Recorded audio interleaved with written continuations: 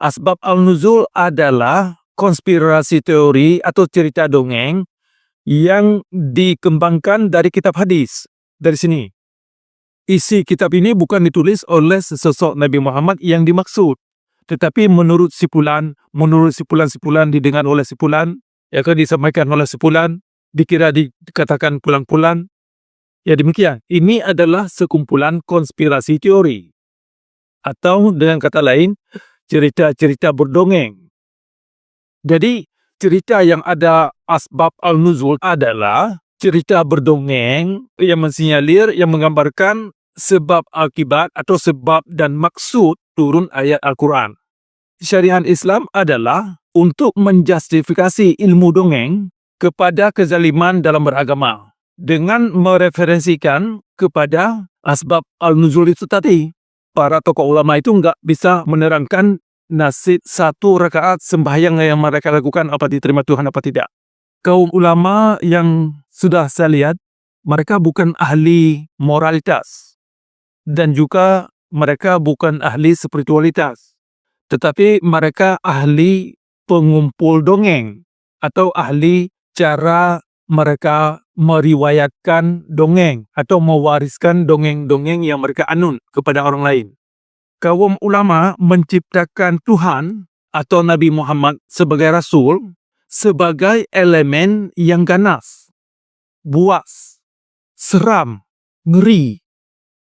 Kaum ulama menyerukan umat untuk mencintai Nabi tersebut, Nabi yang mereka ciptakan, dan membelanya dengan cara bunuh-membunuh. Nah, begitu bahayanya syariat Islam. Jadi syariat Islam itu bukan mengajak Anda agar Anda jadi orang-orang yang manusiawi dalam agama. Bukan demikian. Mereka sudah termakan dengan dogma dan doktrin buta, juga jadi korban. Korban daripada syariat Islam adalah masyarakat Islam itu sendiri yang pertama. Perhatian, ini peringatan. Nonton tanpa ragi dapat menyebabkan stroke bagi pecandu ajaran kebencian yang tidak mau bertobat. Si tanpa ragi ini Laskar Kristus. Itu waktu tanpa ragi buat video terakhir itu yang waduh luar biasa itu. Bikin darah dingin naik itu. Jadi, buang kebencian Anda sekarang dan gunakan hati nurani yang bersih demi keselamatan Anda. Halo, saudaraku sekalian. Assalamualaikum. Topik kali ini kita akan menjawab pertanyaan kenapa ada kejahatan dalam agama Islam ketika semakin mendalam kaum umat Islam itu tenggelam dalam syariat Islam. Kita akan fokuskan tentang kejahatan kaum ulama di Aceh dan sesatnya asbab al-nuzul yang terkait dengan ajaran Islam. Jadi kita akan mencoba meneliti sebab akibat perilaku manusia dalam beragama yang membawa mereka kepada kezaliman seperti dalam kondisi syariat Islam. Kita akan pertanyakan kenapa kaum ulama, tokoh-tokoh agama, ustaz, para pendidik yang sudah mendapat gelar tinggi, malah profesor, sudah doktor, jadi guru besar lagi. Mereka sudah jadi para pemuka-pemuka masyarakat. Kok bisa cara mereka beragama sungguh zalim dan sungguh memprihatinkan? Kita akan menjawab dari mana, apa yang membuat mereka tenggelam dalam kekerasan dalam beragama. Kenapa sehingga mereka tenggelam dalam kenestapaan dan kezaliman cara mereka beragama? Ada 5 poin yang akan kita angkat menjawab persoalan itu. Dalam membahas topik kali ini, kita akan melihat persoalan asbab al-nuzul. Kemudian apa kaitannya dengan syariat Islam, dan kita akan menjawab bagaimana kaum ulama ini terperangkap dalam doktrin yang mereka anut, dalam hal ini kitab Sahih Al-Bukhari dan Sahih Muslim, ini di antaranya. Bisa Anda lihat sendiri, ini 9 jilid. Jadi ini adalah ujung-ujungnya kemari. Sekalipun kita bicarakan persoalan asbab al-nuzul dan sirah Muhammad, ujungnya kemari. Puncanya ini. kitab hadis. Nah, kita akan melihat efek kezaliman cara beragama yang diprakarsai oleh kaum ulama Tunku Dayak dan cara mereka menggunakan pemerintah yang berkuasa setempat untuk memenuhi keinginan syariat Islam yang mereka mengerti kepada masyarakat secara zalim. Nah, sebelum kita melangkah lebih detail, ada beberapa poin yang ingin saya tunjukkan lebih dahulu untuk dipikirkan. Jangankan kaum ulama, jangankan Nabi, Tuhan pun perlu dikritik. Kalau Tuhan ini mengajak manusia, mengajak kaum kepada kezaliman dalam beragama. Ini tolong dicatat ini. Tokoh-tokoh agama, tokoh-tokoh masyarakat, para pendidik.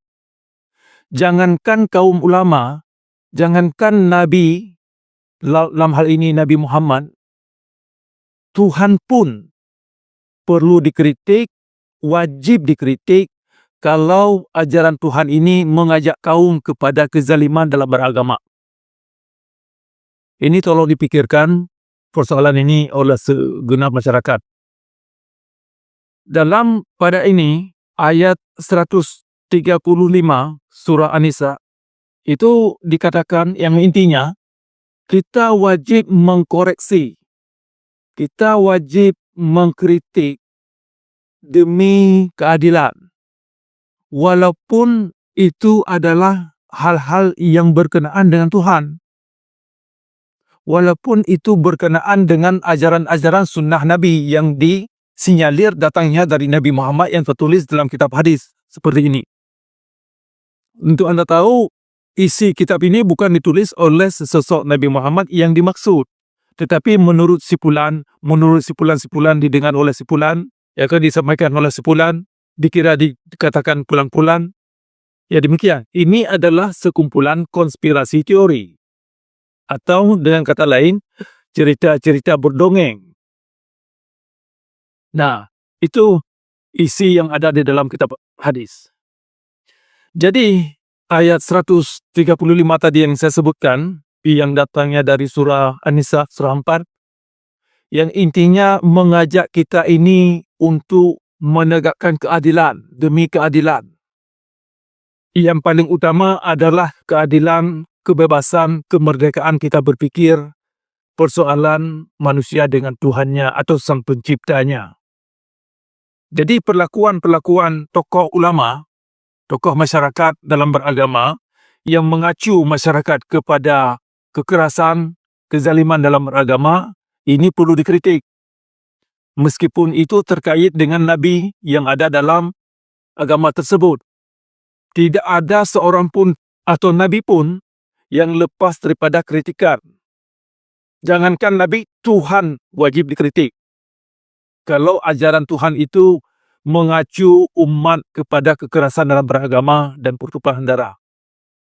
Nah, itu tadi sudah saya sebutkan latar belakang inspirasi daripada topik kali ini mengenai kewajiban kita untuk terus mengedukasi masyarakat, terutama kaum-kaum muda, untuk lebih jeli dan lebih waspada, lebih punya kesadaran apa yang mereka anut dan ajaran-ajaran yang mereka terima dari yang katanya ulama, dalam kata petik, atau Tunku Dayak.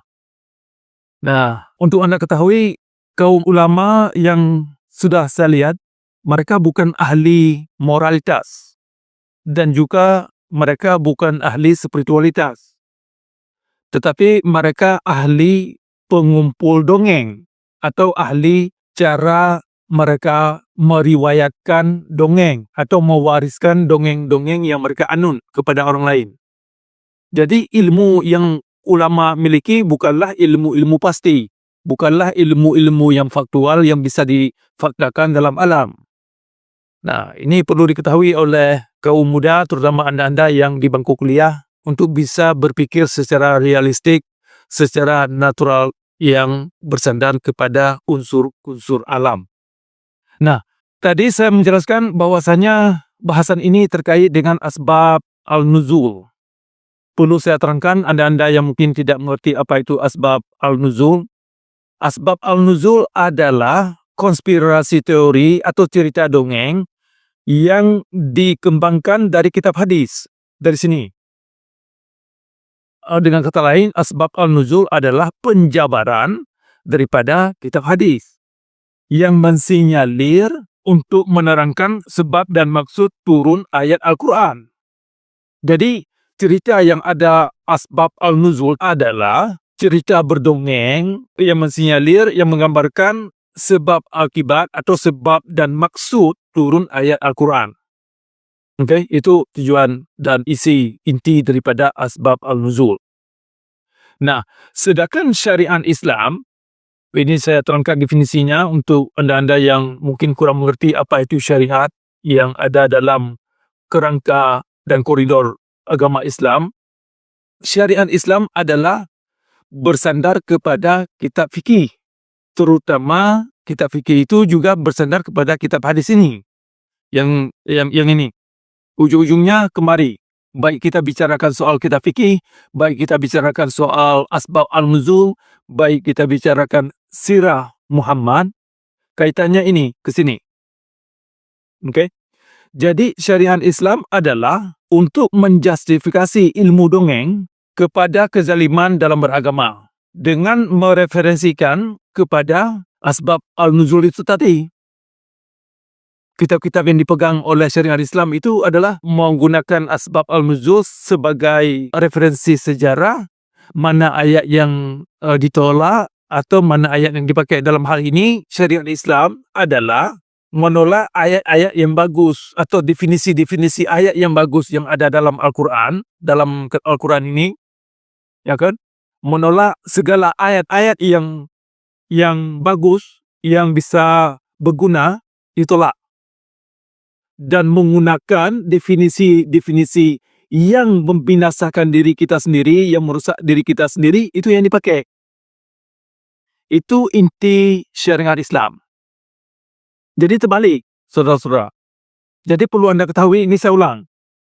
Inti syariat Islam adalah menolak segala definisi ayat yang bagus kepada pembekalan akal pikiran, pemberdayaan akal pikiran kita, dan menggunakan definisi yang merusak akal dan moralitas kita sebagai syariat Islam yang sering disebutkan hukum Tuhan. Itu inti daripada syariat Islam. Semuanya itu adalah mengacu masyarakat kepada kezaliman dalam beragama. Nanti pada ujung video ini akan saya berikan beberapa contoh, ya kan, beberapa contoh efek daripada ajaran-ajaran tersebut. Dalam hal ini ajaran syariat Islam. Syariat Islam itu menggunakan ayat yang bagus itu yang dianggap sejarah, dan sejarah itu yang masa lalu itu tidak lagi dipakai. Sementara ayat-ayat yang zalim atau mana-mana yang zalim itu digunakan untuk masa sekarang. Jadi terbalik. Alasan syariat Islam menolak ayat-ayat yang bagus, yang bisa dipakai, yang berguna kepada diri kita sendiri dan masyarakat dan dunia dan masyarakat global, itu ditolak karena dianggap itu adalah bagian daripada sejarah saja. Dan kita akan tunjukkan nanti contoh-contoh ayat yang saya maksud. Sementara definisi-definisi yang merusak diri kita sendiri dianggap itulah yang perlu diamalkan. Nanti akan saya tunjukkan ayat-ayat yang saya maksud. Makna-makna ayat yang diterjemahkan yang mengacu masyarakat umat kepada kezaliman dalam beragama. Jadi timbul beberapa pertanyaan dalam hal ini. Kenapa makna yang jelek diperuntukkan kepada kita sekarang? Sedangkan makna yang bagus itu dianggap sudah kadaluarsa, sudah tidak berlaku lagi. Nah, kenapa makna yang bagus dianggap sebatas sejarah? Sebenarnya kan makna ayat yang bagus itu universal, sepanjang masa. Bisa digunakan kapan saja, di mana saja, oleh siapa saja. Tetapi dalam syariat Islam bukan demikian. Makna-makna yang bagus yang ada dalam Al-Quran ini ditolak. Oke? Nah, pertanyaan lanjutnya, kalau demikian, kenapa semua isi Al-Quran tidak dianggap saja bahan sejarah? Ya kan? Kalau memang asbab an-nuzul atau syariat Islam menganggap sebagian daripada ayat Al-Quran ini yang bagus dianggap sebagai sejarah, kenapa enggak semua isi Al-Quran ini sebagai sejarah? Ya kan? Mereka-mereka yang ingin menggunakan Al-Quran ini sebagai jalan untuk merusak manusia, syariat Islam adalah salah satu badan yang menggunakan cara itu. Syariat Islam menggunakan Al-Quran mendefinisikan sebagian ayat Al-Quran untuk merusak umat manusia. Dalam hal ini masyarakat Islam itu sendiri. Makanya korban daripada syariat Islam adalah masyarakat Islam itu sendiri yang pertama. Berbicara tentang Aceh, korban utama daripada syariat Islam adalah anak-anak tokoh-tokoh agama itu sendiri. Anak-anak para pejabat. Anak-anak para profesor itu sendiri. Ya, akhirnya juga korbannya itu orang-orang kampung. Orang-orang yang tidak punya kesempatan belajar lebih dalam atau tidak punya kesempatan untuk sekolah tinggi. Tetapi kalaupun mereka sekolah tinggi, mereka sudah termakan dengan dogma dan doktrin buta juga jadi korban. Nah, begitu bahayanya syariat Islam. Jadi syariat Islam itu bukan mengajak Anda agar Anda jadi orang-orang yang manusiawi dalam agama. Bukan demikian. Syariat Islam itu bukan mengajak Anda untuk bisa menjadi orang yang punya emotional intelligence yang tinggi. Bukan demikian. Syariat Islam bukan mengajak Anda untuk mengetahui nasib dan kondisi syurga yang Anda cari. Bukan demikian. Makanya para tokoh ulama itu enggak bisa menerangkan nasib satu rakaat sembahyang yang mereka lakukan apa diterima Tuhan apa tidak. Sehingga akhir hayat mereka pun masih perlu disembahyangkan. Karena mereka tidak suci. Kan begitu dianggap. Jadi syariat Islam itu bukan mengajak Anda kepada kehidupan yang terang benderang seperti yang dimaksud. Kepada kehidupan yang rahmatan lil alamin. Bukan demikian. Bukan kepada kehidupan yang membuka cakrawala kita yang luas. Sehingga kita ini lebih manusiawi dalam kehidupan. Lebih produktif, lebih kreatif. Sehingga kita bisa berguna bagi diri kita sendiri dan juga bagi orang lain. Bukan demikian. Syariat Islam bukan ke arah itu semua. Jadi, itu perlu dimengerti poros orientasi syariat Islam. Nah, sekarang langsung kita mulai poin-poin yang membuat kaum ulama ini jahat. Yang membuat tokoh-tokoh agama Islam ini jahat dalam beragama. Yang pertama, kaum ulama menciptakan Tuhan atau Nabi Muhammad sebagai Rasul sebagai elemen yang ganas, buas, seram, ngeri. Nah, itu yang pertama. Sehingga mereka menggunakan penakutan-penakutan dalam menanamkan ajaran. Sehingga umat harus tunduk kepada ajaran dengan penakutan-penakutan. Ya kan, dengan membuat konspirasi sejarah atau cerita. Karena umat sudah takut dengan penakutan, mereka tidak bisa berpikir, tidak bisa keluar dari stigma yang cukup menakutkan. Saya ulang, kaum ulama atau tokoh agama menciptakan Tuhan dan Nabi, dalam hal ini Nabi Muhammad, sebagai elemen-elemen yang cukup menakutkan, yang cukup mengerikan dan sungguh zalim. Sehingga umat tidak berani mengkritik, tidak berani memikirkan apa sih sesungguhnya tujuan Nabi dan tujuan Tuhan mengirimkan Quran atau hadis-hadis yang demikian rupa sehingga bisa mengajak kaum kepada kezaliman dalam beragama. Karena sudah takut, tidak berani, tidak bisa, tidak punya tempat untuk mengkaji. Nah, itu kondisi yang diciptakan, didoktrin sedemikian rupa sehingga umat terperangkap dalam penjara pikiran. Karena umat sudah terpenjara pikiran mereka, mereka susah bisa memikirkan karena sudah saking takutnya. Malah dalam hal ini ujungnya membawa kepada kekerasan dan halal darah atau bunuh-membunuh. Dan akan kita bahas berikutnya. Kemudian yang kedua, kaum ulama menyerukan umat untuk mencintai Nabi tersebut, Nabi yang mereka ciptakan, dan membelanya dengan cara membunuh sesama, dengan cara mengancam sesama, dengan cara bakar-bakar rumah atau bakar-bakar harta benda, ya kan? Demi membela Nabi yang dimaksud. Siapa-siapa yang mengkritik ajaran agama berarti dia sudah menistakan agama, termasuk menistakan Nabi atau menghina Nabi. Nah, jadi cara ulama menciptakan ini menyerukan umat untuk mencintai Nabi Muhammad lebih daripada dirinya. Sedangkan Nabi yang dimaksud adalah mengajak mereka kepada kezaliman. Nah, ini satu dogma buta yang sungguh ngeri, yang sungguh mengerikan. Di satu sisi, kita disuruh mencintai Nabi sebagai rasul yang disinyalir sebagai utusan Tuhan, sedangkan ajaran Nabi itu mengajak kaum kepada kezaliman bunuh-membunuh, halal darah, ya kan, dalam beragama demi menegakkan agama atas nama Tuhan. Dalam hal ini agama Islam. Jadi itu poin yang kedua.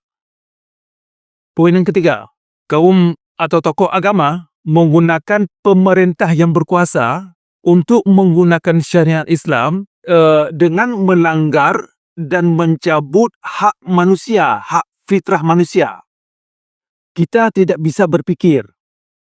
Kita tidak bisa berpikir di luar apa yang telah digariskan oleh kitab ini, atau apa yang digariskan dalam kitab fikih, atau apa yang telah digariskan dengan sejumlah ayat-ayat Al-Quran, makna-makna ayat Al-Quran yang miring, yang merusak diri kita sendiri. Nah, dengan menggunakan pemerintah yang berkuasa, kaum ulama punya power lebih luas. Sehingga ketika masyarakat mengkritik kandungan syariat Islam, itu yang memvonis masyarakat adalah pemerintah. Jadi ulama itu di belakang layar. Nah, bisa mengerti ini. Jadi ulama sudah di belakang layar. Ulama yang mendalangi sebagai dalang pemerintah yang berkuasa. Dalam hal ini, kaum ulama membodohi tokoh-tokoh masyarakat untuk menjalankan syariat Islam. Nah, itu makanya kenapa tokoh Aceh bisa dibodohi oleh kaum ulama, karena tokoh Aceh itu sendiri tidak begitu mengerti apa yang dikandung oleh syariat Islam. Dan biasanya penjelasannya itu tidak jelas apa yang diminta oleh misalkan pihak-pihak pemerintah. Karena pemerintah itu sendiri juga takut mempertanyakan atau mempermasalahkan hal-hal yang miring, apalagi menolak. Kalau menolak berarti mereka ini bukan orang yang ditunjuk Tuhan, kan demikian. Sehingga pemerintah itu sendiri secara tidak langsung pasrah. Nah, secara kolektif masyarakat sudah pasrah, pemerintah pasrah. Dalam hal ini termasuk para intelektual. Poin yang keempat. Dengan menggunakan asbab al-nuzul, mereka bisa mengambil makna yang buruk dan membuang pesan-pesan ayat yang baik. Seperti yang saya katakan tadi itu, sekarang saya akan menunjukkan beberapa contoh yang saya maksud. Ini saya ulang. Dengan menggunakan asbab al-nuzul atau latar belakang sebab dan tujuan turunnya ayat Al-Quran, mereka bisa mengambil makna ayat yang buruk sebagai syariat Islam dan membuang pesan-pesan ayat Al-Quran ini yang bagus, ya kan? Sebagai dalil bahwa ayat yang bagus itu sudah kadaluarsa. Bagian dari sejarah masa lalu tidak perlu lagi. Sekarang yang penting dipikirkan adalah ayat-ayat yang merusak diri. Nah, ini contoh beberapa ayat yang ditolak oleh syariat Islam. Ayat 256 surah Al-Baqarah. Perkara la ikraha fiddin. Tidak ada paksaan dalam beragama, termasuk orang Islam yang lahir dalam agama Islam itu sendiri. Tetapi ditolak karena asbab an-nuzul bisa menangkis ayat ini tidak lagi berlaku. bisa menangkis ayat ini dengan alasan ini ayat sejarah saja pada masa lalu, atau dipakai sebagai untuk mengundang orang masuk Islam saja. Ketika orang masuk Islam tidak bisa keluar karena ayat ini tidak lagi berlaku. Jadi dipakai sebatas untuk mengundang orang yang belum Islam untuk masuk Islam. Ketika mereka masuk Islam, ayat ini dipakai sebagai sejarah. Begitu liciknya asbab al-nuzul, atau begitu liciknya syariat Islam. Ya kan? Kemudian, contoh ayat lagi. Ayat 179 surah Al-A'raf dan ayat 36 surah Al-Isra yang menyerukan umat untuk berpikir, pakai akal pikiran, pakai hati, pakai indera. Kita ini diberi indera, kita ini diberi akal. Tapi ayat ini ditolak. Tidak boleh dipakai. Jangan pakai akal. Pakailah percaya buta. Apa yang digariskan dalam kitab hadis, percaya aja. Jangan tanyakan, jangan pertanyakan, jangan permasalahkan. Ikut saja. Jadi ayat 179 dari surah Al-A'raf dan ayat 36 surah Al-Isra, seperti saya katakan tadi, mengajak kaum untuk pakai akal pikiran. Jangan kamu ikut yang kamu tidak mengerti. Kan? Jangan kamu ikut yang tidak kamu mengerti. Itu bisa Anda baca di ayat 36 surah Al-Isra. Tetapi ayat-ayat yang demikian rupa ini ditolak. Syariat Islam itu mengajak kaum agar jangan pakai akal, pakai percaya buta. Percaya buta, pokoknya yakin saja. Ya kan? Begitu caranya. Nah, kemudian contoh lagi. Ayat 42 dan 43 dari surah Al-Baqarah. Yang mengatakan jangan kamu campur aduk yang fakta dan yang tidak fakta. Kalau yang fakta katakan fakta, yang tidak fakta katakan yang tidak fakta. Jangan campur aduk. Dan hal yang demikian agar menjadi bagian daripada solat. Aqimus shalah, tegakkan kebenaran, tegakkan pernyataan-pernyataan yang faktual dalam alam. Mana untuk kita bisa mengerti mana yang berdongeng, mana yang tidak, mana yang faktual, mana yang tidak. Tetapi ayat 42-43 surah Al-Baqarah itu ditolak syariat Islam. Dalam syariat Islam itu sangat tidak dianjurkan untuk berpikir secara rasional. Makanya sering kita dengar ceramah-ceramah orang-orang yang mempromosikan hadis atau kitab-kitab Ahlussunnah itu kan cerita-cerita dongeng. Cerita-cerita yang tidak bisa difaktualkan dalam realitas alam. Yang hanya mengandung hipotesis dari hipotesis yang lain. Sedangkan hipotesis di antara hipotesis yang dimaksud tidak ada di antaranya yang bisa difaktualkan dalam realitas alam. Tetapi karena sudah menjadi bagian daripada akidah, modal akidah, percaya buta itu digunakan sebagai modal akidah, maka cerita-cerita berdongeng, konspirasi-konspirasi teori itu dijadikan bahan utama, ajaran, atau bahan dakwah untuk mendirikan syariat Islam. Sehingga masyarakat terdoktrin, terdogma, terbiasa dengan berbohong dalam mengungkapkan sebuah pernyataan dalam koridor agama atau dalam butir-butir doktrin agama. Mereka tidak segan-segan membuat pernyataan bikin-bikinan, cerita-cerita yang dibuat-buat, dan tidak punya tanggung jawab apa-apa untuk membuktikan pernyataan mereka. Karena itu sudah menjadi bagian daripada iman, asal bikin saja, itu habis perkara. Mereka tidak punya beban untuk membuktikan pernyataan mereka. Sehingga kebiasaan berbohong demi agama itu sudah menjadi standar. Tidak lagi hal yang merasa risih. Malah mereka bangga. Kalau Anda perhatikan. Ya kan? Nah, kemudian ayat yang bagus yang ditolak oleh syariat Islam. Ayat 62 surah Al-Baqarah yang mengatakan siapa-siapa yang melakukan amal saleh, kerja-kerja yang baik, baik mereka orang Hindu, orang Buddha, orang Kristen, orang Yahudi, orang apa saja, siapa-siapa manusia yang melakukan kerja baik, maka mereka dijamin syurga. Itu ayat 62 surah Al-Baqarah. Mereka digaransi jaminan security, kenyamanan, dijamin syurga. Tetapi ayat ini ditolak oleh syariat Islam. Karena kenapa? Karena ini adalah membicarakan pesan-pesan yang cukup universal. Pesan-pesan yang mengandung kemanusiaan, yang mengandung keadilan. Ya kan? Nah, makanya syariat Islam hal yang demikian itu ditolak. Makanya dalam syariat Islam tidak ada istilah hak asasi manusia di sana. Tidak ada kebebasan dan kemerdekaan berpikir. Lanjut. Contoh ayat-ayat yang bagus yang saya maksud. Ayat 170 surah Al-Baqarah yang mengatakan, jangan kamu ikut agama orang tuamu kalau orang tuamu itu sendiri tidak mengerti apa yang mereka lakukan. Ini kan jadi peringatan ini bagi anda yang muda-muda ini. Coba simak sendiri ayat 170 surah Al-Baqarah.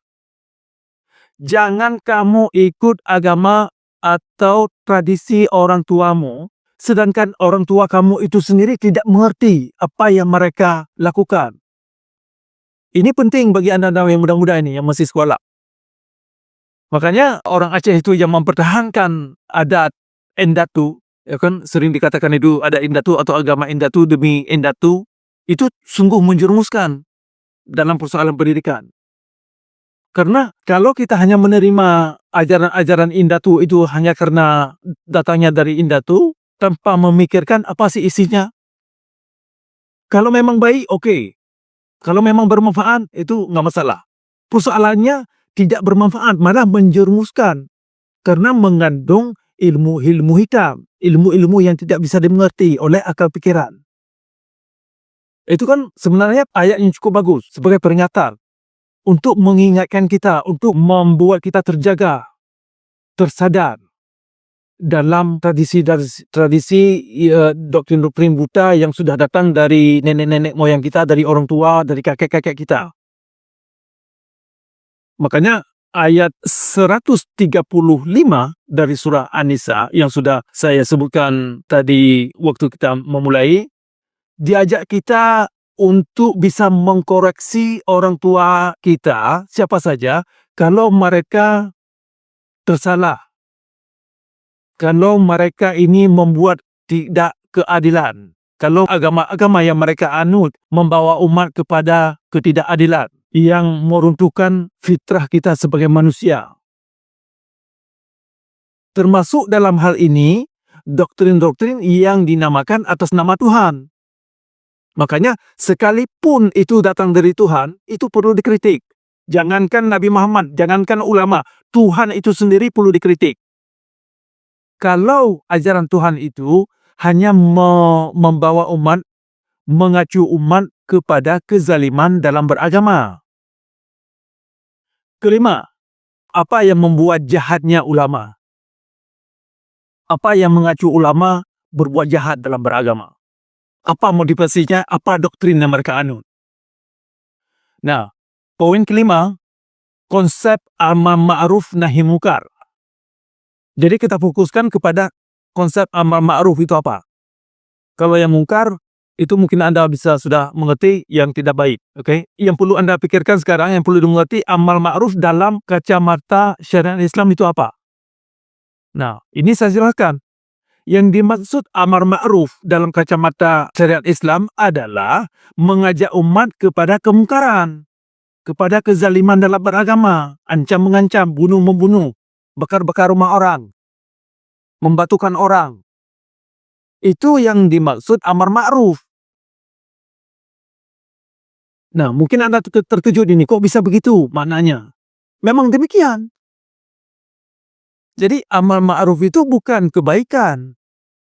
Memang secara literal, biasanya diterjemahkan itu mengajak umat kepada kebaikan. Tetapi dalam aplikasi syariah Islam, amar ma'ruf adalah mengajak kaum kepada kezaliman dalam beragama atas nama Tuhan. Makanya anda bisa lihat kok kaum ulama rajin sembahyang, rajin puasa, pergi haji, umrah, dan mengerjakan ritualitas sembahyang yang luar biasa banyak? Kok perilaku mereka itu mengerikan? Berkawan saja kita ngeri. Nah, kenapa kok bisa demikian?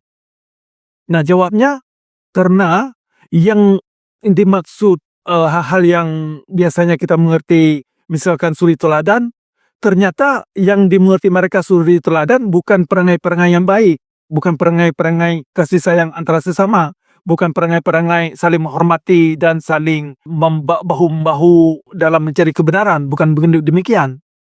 Yang dimaksud suri teladan adalah perangai-perangai yang beringas, perangai-perangai yang ganas, yang buas, yang berani mengancam orang atas karena berbeda pendapat atas nama Tuhan.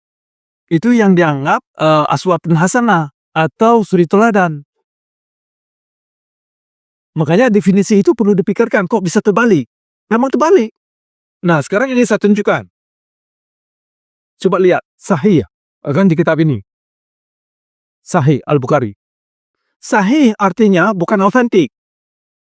Oke, coba diperhatikan. Memang diklaim sahih.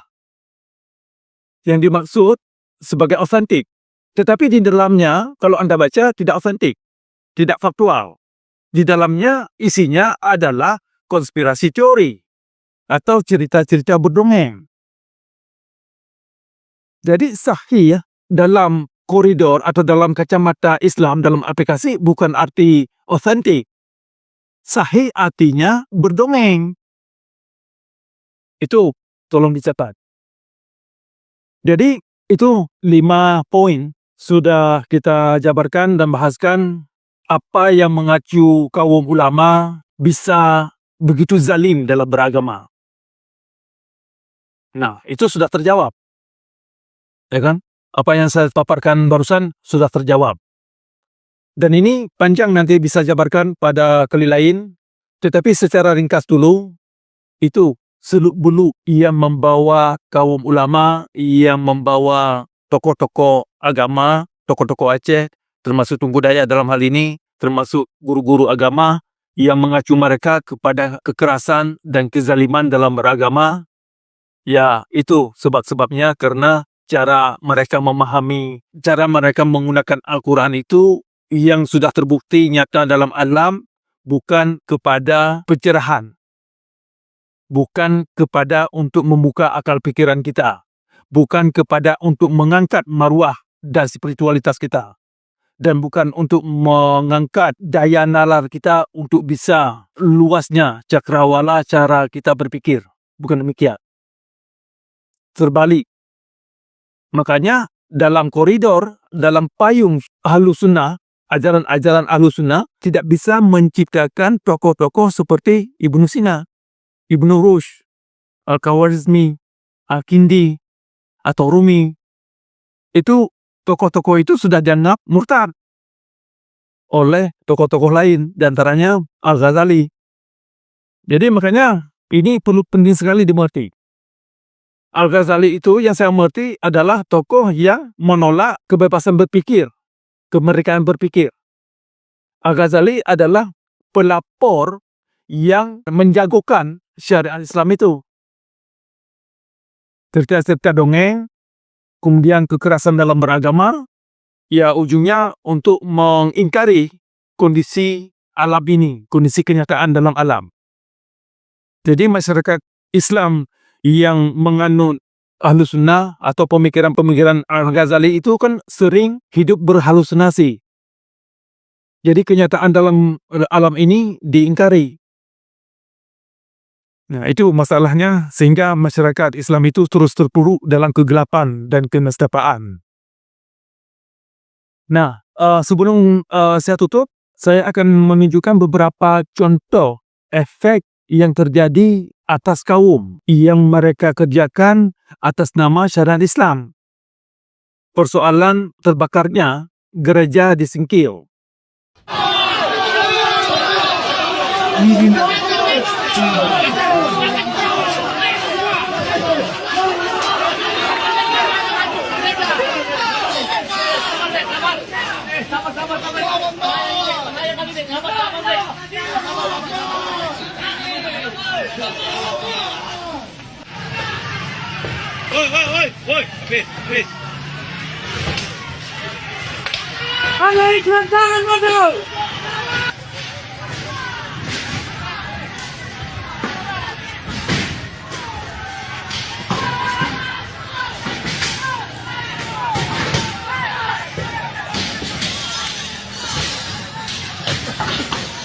Kan cara-cara mereka ini tidak terlepas daripada kekerasan beragama yang ada kaitannya dengan doktrin-doktrin yang sudah tertanam dalam adat Aceh. Adanya sikap-sikap halal darah sangat terkait dengan doktrin-doktrin yang ada dalam kitab fikih, dalam kitab Sahih Al-Bukhari, dan kitab Sahih Muslim, dan kitab hadis lainnya. Nah, kemudian tragedi di Jambu Dalam, di Birin, tahun 2012. Pembunuhan terhadap Tengku Ayub Syakubat dan terbunuhnya beberapa anggota masyarakat lainnya. Itu adalah bentuk-bentuk kekerasan. Kekerasan mereka itu sangat terkait dengan ajaran yang mereka anut, yang mereka sudah didoktrinkan dari sejak kecil. Mereka adalah juga korban mereka daripada ajarannya. Jadi inilah contoh yang saya sebutkan tadi, korban daripada syariat Islam, korban daripada syariat doktrin yang cukup ganas, itu tidak hanya terjadi kepada masyarakat biasa, tetapi juga terjadi kepada anak-anak pejabat. Anak-anak ulama itu sendiri punya mental-mental yang zalim dalam beragama. Termasuk anak-anak para tokoh ulama dan tokoh pemimpin Aceh itu sendiri. Karena anak-anak pemimpin Aceh itu sendiri kan bergelimang dalam masyarakat setempat. Yang namanya doktrin itu kan di mana-mana. Di masjid-masjid itu diajarkan. Nah, kemudian contoh lagi. Pembakaran Pondok Muhammadiyah di Samalanga. Padahal itu kan Muhammadiyah kan tidak begitu jauh beda dengan pemikiran Ahlussunnah. Tetapi kok bisa dibakar? Kok bisa mengalami ancaman yang demikian? Nah, kemudian akan saya tunjukkan beberapa video tentang razia sembahyang. Ya kan, sikap-sikap ustaz atau pendidik yang memaki-maki masyarakat dengan kekerasan atau dengan sikap yang tidak manusiawi untuk sembahyang. Kemudian tokoh-tokoh atau pejabat dari instansi pemerintah yang mengancam masyarakat untuk tutup warung pada bulan puasa, melakukan razia-razia.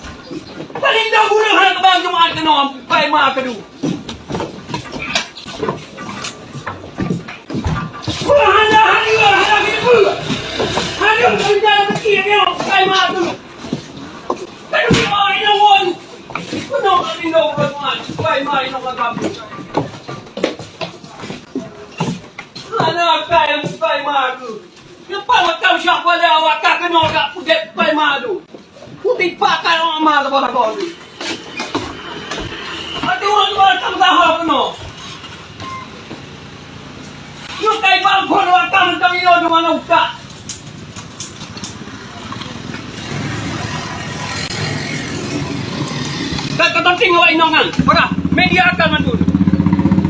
Yo lihat kopi kalau siapa dah.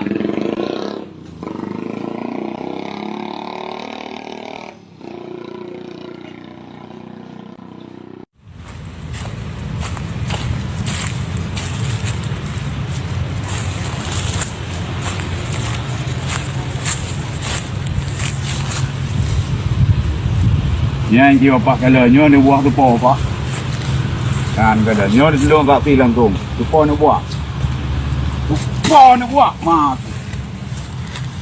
Hai, si kadang ni. Kadang ni. Hai, drop ya. Drop ya. Drop ya, agak kadang. Hai, drop ya.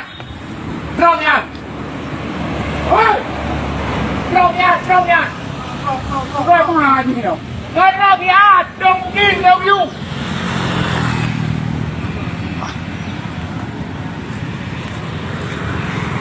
Ini angkat aja, keluar aja nih.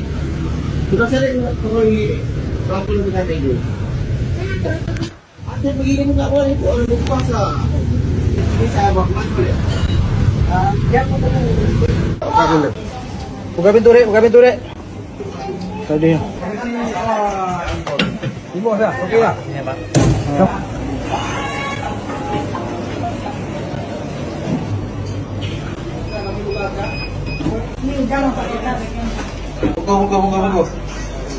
Bisa nama Pak. Saya kan nggak buka untuk umum, Pak. Betul. Ikut ya. Gak ditutup bos.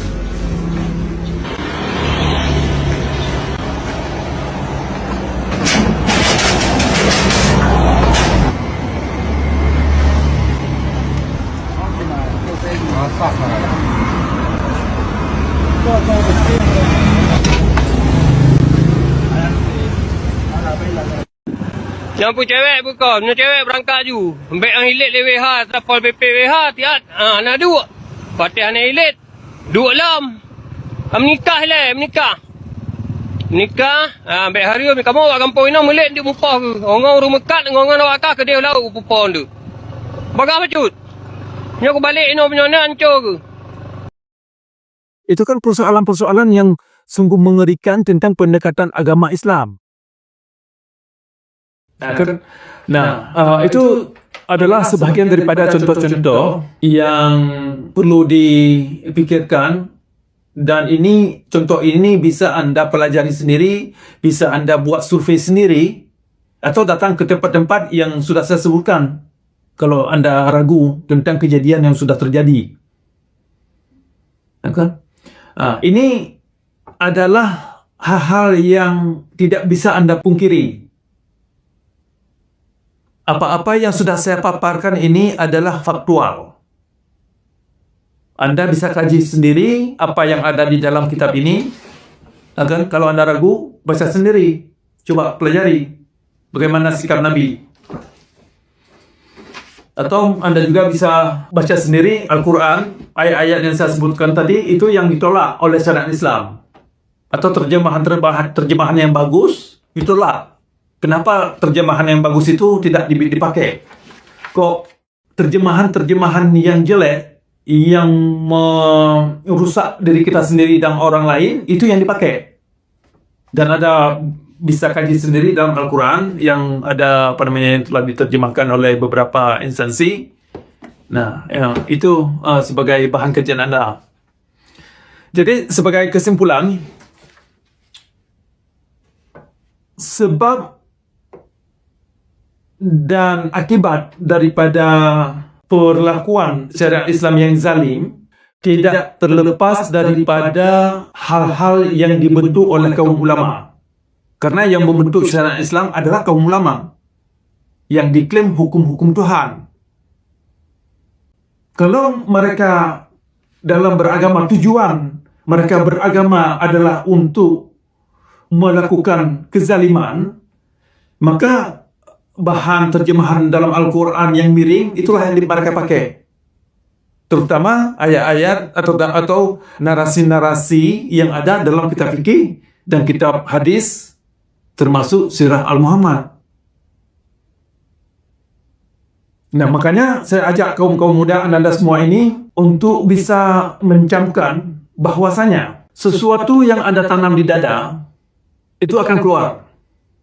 Tidak bisa anda sembunyikan. Karena dari buahnya anda akan tahu siapa mereka.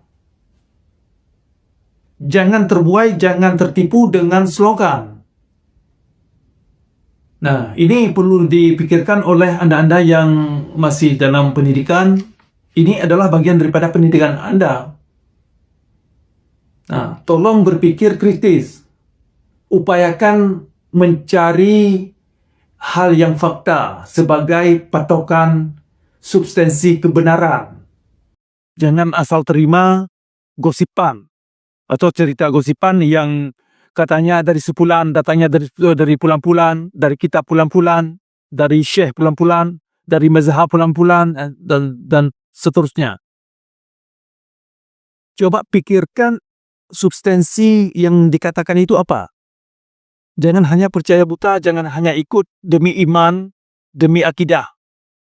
Dan percaya buta itu sebagai modal akidah. Sekali lagi, kalau percaya buta kepada yang tidak Anda mengerti sebagai modal akidah, maka inilah doktrin-doktrin yang menjerumuskan. Walau burung beo yang tak sadar beku, bangga sampai mati, hafal tanpa ngerti. Matahari masuk lumpur, mani keluar dari sumbi. Embak tinggi anak angkat, babi haram babu halal.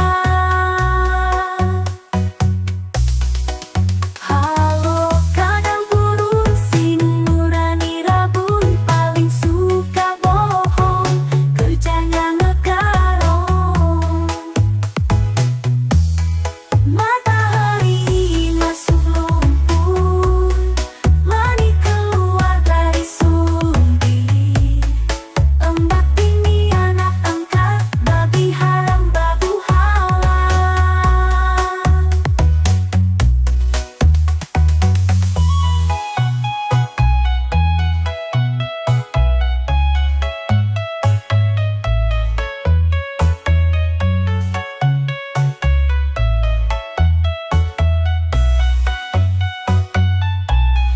Halo kambing bondo, suka pamer jenggot, isi otak cabut, bocil pun digaul. Matahari masuk lumpur, mani keluar dari sumbi. Embak tinggi anak angkat, babi haram babu halal. Matahari masuk lumpur, mani keluar dari sumbi. Embak bini